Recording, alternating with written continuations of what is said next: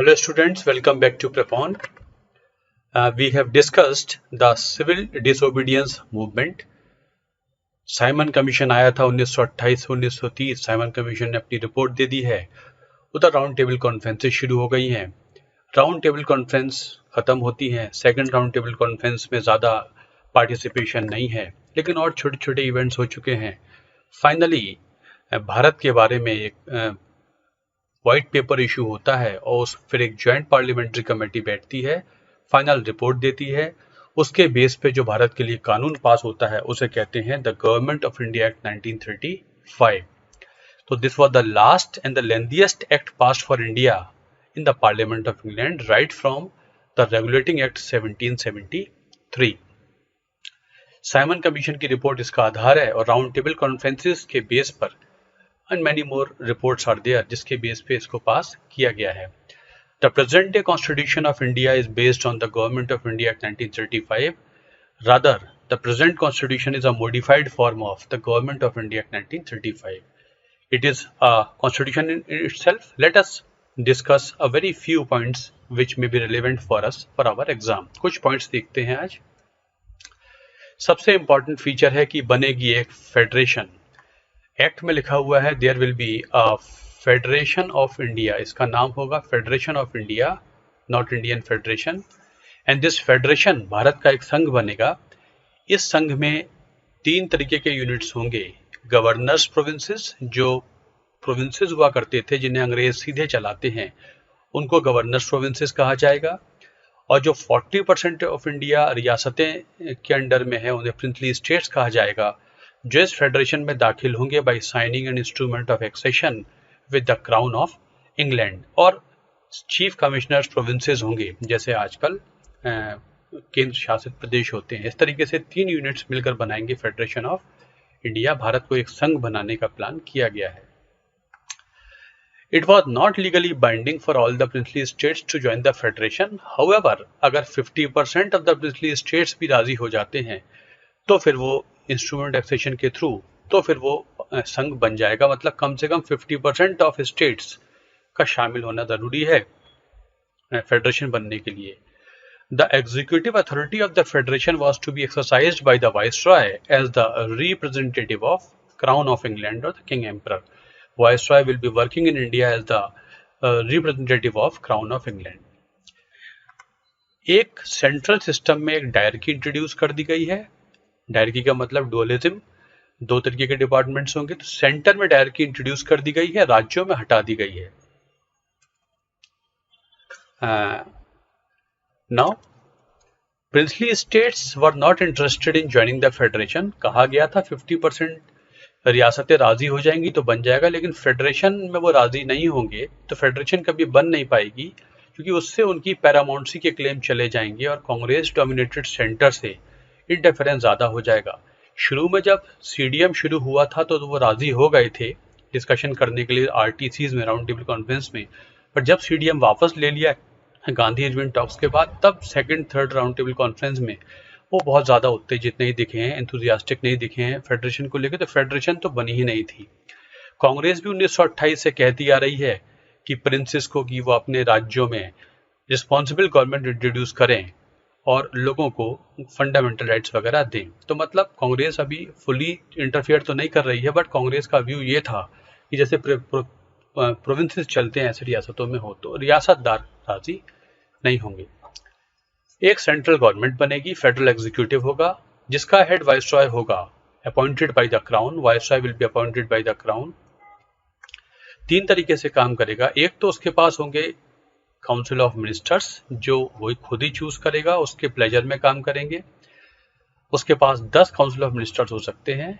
He could act in his individual discretion. कुछ special responsibilities उसकी होंगी, उसके लिए वो स्पेशल रिस्पॉन्सिबिलिटी के लिए खुद इंडिविजुअल जजमेंट पे काम करेगा।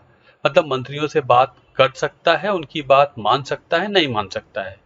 कुछ एरियाज ऐसे हैं जहां पर वो खुद ही फैसला करेगा, उसे किसी से बात करने की जरूरत नहीं है। तो क्या एरियाज हैं देख लेते हैं। स्पेशल रिस्पॉन्सिबिलिटीज, ये मैंने इंक्लूड तो कर लिया है, एग्जाम में हो सकता है ना भी आए। Safeguarding the financial stability and credit of India, मतलब अगर भारत में आर्थिक हालात खराब हो रहे हैं तो वो मंत्रियों से बात कर भी सकता है, नहीं भी कर सकता है, खुद फैसला ले सकता है, जिसे हम आज की तारीख में मोटे मोटे तौर पे फाइनेंशियल इमरजेंसी कह सकते हैं। Second, the prevention of any grave menace to the peace and tranquillity of India any part thereof, मतलब भारत में कहीं भी शांति भंग हो रही है तो उसके लिए वो फैसला मंत्रियों से बात किए बिना भी ले सकता है, बात भी कर सकता है, सुझाव मान भी सकता है, नहीं भी मान सकता है। The protection of legitimate interest of minorities and the public servants and their dependents, जितने भी गवर्नमेंट सर्वेंट्स हैं और जो माइनॉरिटीज हैं उनके विशेष अधिकारों का ख्याल रखने के लिए वो इंडिविजुअल जजमेंट पे काम कर सकता है। Prevention of commercial discrimination against goods of British and Burmese origin, Burma Bharat का पार्ट बनाया जा चुका था तो बर्मा के जो गुड्स हैं या जो अंग्रेजों के गुड्स हैं उनके खिलाफ कोई ट्रेड डिस्क्रिमिनेशन ना हो, इसमें वो हस्तक्षेप कर सकता है। Safeguarding the interest and dignity of the rulers of Indian states, जो रियासतदार हैं उनके डिग्निटी और इंटरेस्ट का ख्याल रखने के लिए फैसले कर सकता है। Securing the due discharge of his own discretionary powers, वो अपने डिस्क्रिशनरी पावर्स को कैसे क्रियान्वित करेगा, एग्जीक्यूट करेगा, उसके लिए उसके पास फैसले लेने का पूरा पूरा अधिकार है। तो यहाँ पर वो इंडिविजुअल जजमेंट में काम करेगा, मतलब मंत्रियों से बात कर भी सकता है, नहीं भी कर सकता है, बात मान भी सकता है, नहीं भी मान सकता है। कुछ डिस्क्रिशनरी एरियाज हैं जहां पर मंत्रियों से बात करने की जरूरत है ही नहीं, जैसे कि रिजर्व डिपार्टमेंट, डिफेंस है, एक्सटर्नल अफेयर्स है, एक्लेसियस्टिकल अफेयर्स है मतलब religion Christian affairs and tribal areas. यहाँ पर वो खुद काम करेगा अपने काउंसलर्स के जरिए, उसने पास 3 काउंसलर्स होंगे उनके जरिए करेगा, मंत्रियों से कोई बात नहीं करनी है। मंत्रियों का अपॉइंटमेंट, उनका डिसमिसल खुद करेगा। Ordinance making and enacting governor generals acts खुद करेगा, वो किसी से बात करने की नीड नहीं है। Control over non votable items comprising 80%, budget का 80% हिस्सा, मतलब बजट आज की तारीख में तो बजट पूरा पार्लियामेंट डिस्कस करती है, पास करती है, उस समय 80% बजट गवर्नर जनरल या वाइस रॉय के कंप्लीट हाथ में है, उस पर कोई किसी लेजिस्लेचर में कोई फैसला नहीं हो सकता है। तो 3 तरीके से गवर्नर जनरल काम करेगा, मतलब रिस्पॉन्सिबल गवर्नमेंट की बात की गई है लेकिन रिस्पॉन्सिबल गवर्नमेंट जैसी कोई बात नहीं है। रिस्पॉन्सिबल गवर्नमेंट है तो, लेकिन इतने सारे क्लॉजेस लगे हुए हैं, एक्सेप्शंस हैं कि रिस्पॉन्सिबल गवर्नमेंट जैसी चीज हो ही नहीं सकती थी। नेक्स्ट, फेडरल लेजिस्लेचर बनेगी एक फेडरल लेजिस्लेचर जिसमें 2 हाउसेज होंगे।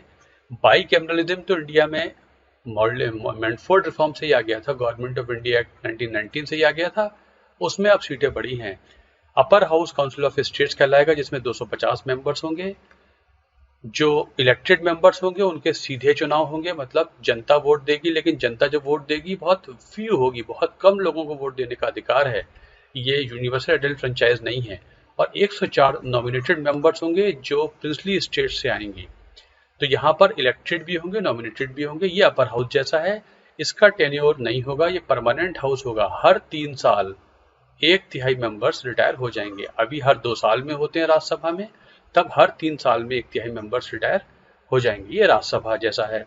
ये लोकसभा जैसा है, जिसको फेडरल असेंबली बोलेंगे, जिसमें 375 मेंबर्स होंगे। खास बात यह है, आज लोकसभा इलेक्टेड डायरेक्टली होती है, राज्यसभा इनडायरेक्टली इलेक्टेड होता है, उस समय उल्टा था। जो फेडरल असेंबली के मेंबर्स हैं इन्हें PRS STV से चुना जाएगा, जैसे आज राज्यसभा के मेंबर्स चुने जाते हैं, नीचे के यूनिट के मेंबर्स ऊपर के यूनिट के मेंबर्स को चुनते हैं। और 125 मेंबर्स ये रियासतदार नॉमिनेट करके भेजेंगे, इनके लिए कोई इलेक्शन जैसी चीज नहीं होगी। इस तरीके से 2 हाउसेज हो जाया करेंगे। ये लोअर हाउस है जिसमें इलेक्शन पॉपुलरली नहीं होगा, इनडायरेक्टली होगा, याद रखिएगा ये। डिस्ट्रीब्यूशन ऑफ पावर, तो फेडरल सिस्टम बनना है तो 3 तरीके की लिस्ट हो जाएंगी। फेडरल लेजिस्लेचर के पास डिफेंस होगा, एक्सटर्नल अफेयर्स होगा, रेलवेज होगा, ये होगा। उधर प्रोविंशियल लेजिस्लेचर के पास लोकल सेल्फ गवर्नमेंट होगी, एजुकेशन होगा, पब्लिक हेल्थ होगी। कॉन्करेंट लिस्ट भी होगी जिसमें क्रिमिनल लॉज होंगे, कॉन्ट्रैक्ट्स होंगे, न्यूज़पेपर्स होंगे, etcetera etcetera. All रेजुडरी powers shall be resting with the governor general, याद रखेंगे आप। अभी के सिस्टम में रेजुडरी पावर्स सेंटर के पास जाती हैं, लेकिन उस समय गवर्नर जनरल के पास हुआ करती थी जो बची हुई पावर्स हैं। अब सबसे इंपॉर्टेंट पॉइंट इस सेट का यह है कि साइमन कमीशन ने बोला था कि डायरकी जो आपने दी है मॉन्टफोर्ड रिफॉर्म से वो अनवर्केबल है, मतलब पैसे की फाइनेंशियल अधिकार सेंटर के पास हैं और मतलब रिजर्व सब्जेक्ट्स हैं और ट्रांसफर सब्जेक्ट्स जो हैं वो एग्रीकल्चर है, तो वो वर्केबल नहीं है। तो प्रोविंशियल राज्यों में जो है प्रोविंशियल ऑटोनॉमी दे दी जाए, मतलब the whole state government should be Indian. Dyarchy में तो क्या था, कुछ डिपार्टमेंट्स अंग्रेज ऑफिसर्स चलाते थे और कुछ इंडियन मिनिस्टर्स चलाते थे। आप पिछला लेक्चर कहीं देखेंगे तो ये मिल जाएगा। उसने बोला है, साइमन कमीशन ने, कि डायरकी अनवर्केबल है, राज्यों में तो कम से कम इनको ऑटोनॉमी दे दीजिए। इसका मतलब ये है राज्यों में सेल्फ गवर्नमेंट जैसी बात मिल गई है। The governor will be head of the province, but there will be a chief minister called premier plus his council of ministers, but the whole state government will be Indian only. लेकिन governor हुआ करेगा जिसके पास बहुत सारी powers हुआ करेंगी। Governor had discretionary powers regarding summoning of legislatures, assent to bills, administering certain tribal areas. In such matters, Indian ministers were not entitled to give advice. मतलब मंत्री होंगे, मंत्रियों के पास बहुत सारे अधिकार हैं जिस पे फैसले करेंगे, लेकिन कुछ हिस्सों पर गवर्नर के पास स्पेशल पावर्स हुआ करेंगी। मतलब राज्य में कम से कम प्रैक्टिकली देखा जाए तो काफी हद तक राज्यों को मंत्रियों का अधिकार दे दिया गया है। अब जो प्रीमियर है वो सीएम हुआ करेगा, मतलब इंडियन हुआ करेगा, पहले ऐसा नहीं था। Though the ministers could execute individual judgment and give advice, but the governors were not under any compulsion to accept on the matters of minority rights, privileges of civil servants and prevention of discrimination against British. वही governor general जैसा है, मंत्री चाह के भी मंत्री रास्ता बता सकते हैं, एडवाइस दे सकते हैं, गवर्नर माने या ना माने कुछ हिस्सों पर, बाकी हिस्सों पर गवर्नर को मानना जरूरी है। गवर्नर स्पेशल पावर एक ये है, गवर्नर को लगता है कि राज्य इस एक्ट के अनुसार नहीं चल पा रहा है तो गवर्नर सेक्शन 93 ऑफ एक्ट में राज्य को अपने कंट्रोल में ले लेगा, सरकार को बर्खास्त कर देगा। ये एक डेंजरस प्रोविजन है जिसको ऑब्जेक्ट किया गया था, तो बोला कि बताया गया था कि ऐसी नौबत नहीं आएगी, बट ये डाल दिया गया है, लेकिन ये इस्तेमाल हुआ था। 2 टाइप्स ऑफ यूनिट्स होंगे, 2 तरीके के यूनिट्स होंगे। 11 गवर्नर्स प्रोविंसेस होंगे, Madras, Bombay, Bengal, united provinces, Punjab, Bihar, central provinces and Berar. Berar एक रियासत थी जिसे सीपी के साथ जोड़ दिया गया था, north west federal province and Orissa and Sindh. Bihar Orissa को सेपरेट कर दिया गया है इस एक्ट के बाद, और सिंध को बॉम्बे से निकाल के अलग प्रोविंस बना दिया गया है। इस तरीके से 11 गवर्नर प्रोविंस हैं। अब 5 चीफ कमिश्नर प्रोविंसेस होंगे, ब्रिटिश बलूचिस्तान, अजमेर मारवाड़, उर्ग, अंडमान निकोबार एंड पंथ पिपलोदा एक छोटी सी रियासत है। The executive and legislative authority of federation would extend to the chief commissioner provinces. They would not enjoy any autonomy. जैसे आज जो हमारी केंद्र शासित प्रदेश जो होते हैं वैसे चलते हैं, वही उस समय चलते थे ये जो चीफ कमिश्नर प्रोविंसेस होते हैं। तो इस तरीके से ये इनको सेंट्रल गवर्नमेंट ही चलाएगी, जैसे आज हमारे केंद्र शासित प्रदेश चलते हैं। अदर प्रोविजंस क्या है? Provisions are made for establishment of federal court. एक सुप्रीम कोर्ट बनाया जाएगा जो कि 1937 में शुरू हो पाएगा, क्योंकि ये एक्ट 1 अप्रैल 1937 से लागू हुआ था, जिसके पास original, appellate and advisory jurisdiction होगा। अपील्स सुप्रीम कोर्ट के से प्रिवी काउंसिल लंदन में जाया करेंगी। एक फेडरल रेलवे अथॉरिटी भी बनाई जाएगी रेलवेज को मैनेज करने के लिए। तो सुप्रीम कोर्ट 1 अप्रैल 1937 में शुरू हो जाएगा। जो आज का सुप्रीम कोर्ट है ये 1935 वाले एक्ट में आया था, एक 1773 में भी आया था, वो नहीं है ये तब कहलाता था फेडरल कोर्ट ऑफ इंडिया। तो ये शुरू हो गया था अप्रैल ये 1937 में शुरू हुआ है, एक्ट 1935 में आया था। फ्रेंचाइज एक्सटेंड हो गई है, पहले 3% पॉपुलेशन को वोट देने का अधिकार था, अब 14% को हो गया है। यूनिवर्सल एडल्ट फ्रेंचाइज नहीं है, बट प्रॉपर्टी और इनकम क्वालिफिकेशन काफ़ी मिनिमाइज कर दी गई हैं। जो प्रॉपर्टी और इनकम क्वालिफिकेशन है ये काफ़ी मिनिमाइज कर दी गई हैं। तो 14% पॉपुलेशन को वोट देने का अधिकार है, जबकि नेहरू रिपोर्ट ने कहा था हमको यूनिवर्सल एडल्ट फ्रेंचाइज चाहिए है। पृथक निर्वाचन को मेंटेन किया गया है, सिखों को दे दिया गया है, एंग्लो इंडियंस को, यूरोपियंस को, इंडियन क्रिश्चियंस को, और छोटे छोटे ग्रुप बहुत सारे सबको दे दिया गया है। महिलाओं को वोटिंग राइट्स दे दिए गए हैं, more women were given voting rights. 1921 से लेकर 1935 तक महिलाओं को वोटिंग राइट्स जगह जगह पर दिए गए हैं, क्योंकि जो मॉन्टफोर्ड रिफॉर्म्स है, गवर्नमेंट ऑफ इंडिया एक्ट 1919 है, उसने महिलाओं की वोटिंग राइट्स को अनडिफाइंड छोड़ा था, उसने इस पे कोई क्लियर फैसला नहीं दिया गया था। तो प्रोविंसेस के बेसिस पर वोटिंग राइट मिलने लगे थे, लेकिन अब ज़्यादा महिलाओं को वोट देने का अधिकार है और महिलाओं को की रिजर्व सीट्स भी लेजिस्लेचर्स में हुआ करेंगी, प्रोविंशियल में भी और सेंटर में भी। ये तो बड़े अधिकार दिए गए हैं, हिंदू वीमेन हो, मुस्लिम वीमेन हो, सिख वीमेन हो, सभी को ये सीटें रिजर्व की गई हैं। बर्मा को भारत से अलग कर दिया गया है। थ्री एंग्लो बर्मीज वॉर हुई हैं जिसके थ्रू बर्मा भारत में जोड़ा गया था, तो बर्मा को भारत से अलग कर दिया जाता है इन द एक्ट ऑफ 1937। इस तरीके से ये 1937 का एक एक्ट पास हुआ है, 1935 का एक्ट पास हुआ है जो लागू रहेगा और 1900 बाद में यही हमारे संविधान में मॉडिफाई होकर कन्वर्ट हो जाएगा। याद रखेंगे फेडरल सिस्टम वाला जो प्रोविजन है वो कभी लागू नहीं हो पाया था, क्योंकि रियासत कभी फेडरल में शामिल हुआ ही नहीं थी। इसलिए जो प्रोविंशियल ऑटोनॉमी वाला प्रोविजन है वो तो लागू हो गया था, लेकिन सेंटर वाला प्रोविजन वही रहेगा जो गवर्नमेंट ऑफ इंडिया एक्ट 1919 में हुआ था, वैसे ही चलता रहा। काउंसिल ऑफ मिनिस्टर सेंटर में कभी अपॉइंट नहीं हुए, उन्हीं काउंसलर्स के जरिए 1947 तक गवर्नमेंट चलेगी। तो याद रखेंगे इस एक्ट में फेडरेशन की बात थी, लेकिन फेडरल फीचर वाला एक्ट प्रोविजन लागू नहीं हुआ था, लेकिन प्रोविंशियल ऑटोनॉमी वाला लागू हो गया था। तो जहां तक सेंटर की बात है तो 1947 तक सेंटर वैसे ही चलेगा जैसे गवर्नमेंट ऑफ इंडिया 1919 में प्रोविजंस थे, उसी की बेस पे चलता रहेगा। So this was the last act from England to India जहां तक संविधान की बात है।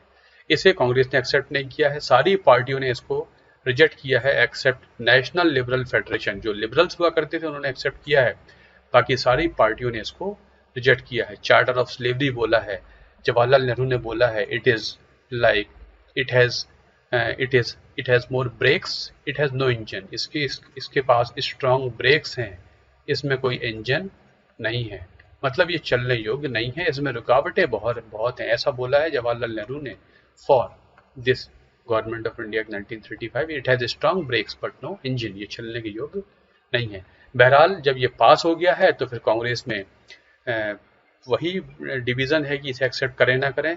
कांग्रेस फाइनली इसे एक्सेप्ट नहीं करती है, लेकिन 1937 में जो इलेक्शंस होने हैं प्रोविंसेस के, उनमें भाग लेती है कांग्रेस, और जब कांग्रेस जीत जाती है फिर कांग्रेस इस एक्ट के तहत कई राज्यों में अपनी गवर्नमेंट बनाती है। तो जब जीत गई थी तो कांग्रेस ने इसको एक्सेप्ट करने का फैसला किया था, जब ये पास हुआ था तब कांग्रेस ने इसे एक्सेप्ट नहीं किया था। So this is all about the government of India 1935 जो हमारे संविधान का आधार है। चलिए, this is all about this act. Thanks a lot.